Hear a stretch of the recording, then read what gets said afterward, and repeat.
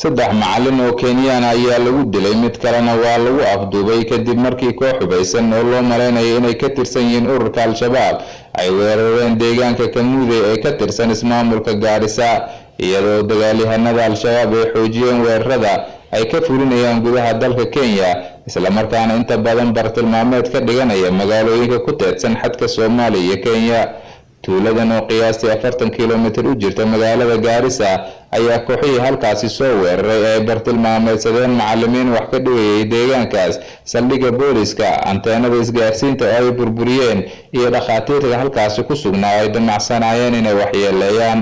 taliyaha booliska ee gobolka Waqooyi Bari Paul Sow ayaa warbaahinta u xaqiijiyay weerarka iyo khasaaraha ka dhashay. Masasooy ayaa dhankiisa sheegay in weerarka la fuliyay baarihii 8 habeenimo isla markaana carabka ku dhuftay inay weli socdaan baaritaano dheeraad ah oo arrinkan lagu xaqiijinayo. wuxuu sidoo kale xusay in ciidamada ammaanka ay ku raad joogaan dadkii falkaasi ka dambeeyay. 8 bishan koowaad ayay ahayd markii koox hubeysan ay weerar ka geysteen tuulada Sareede ee deegaanka Dadaab, halkaas oo ay ku dileen 4 arday ah halka 3 kalena ay ku dhaawaceen.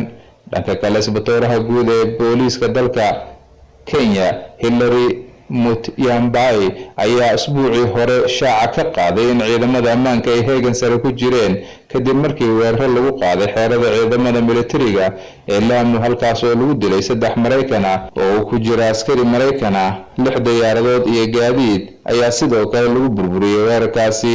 xiisada ayaa weli kacsan gobolka iyo guud ahaan dalka kadib weerarada isdaba jooga, waxaana la sheegayaa in hay'adaha amniga ay heegan sare ku jiraan dalka oo dhan.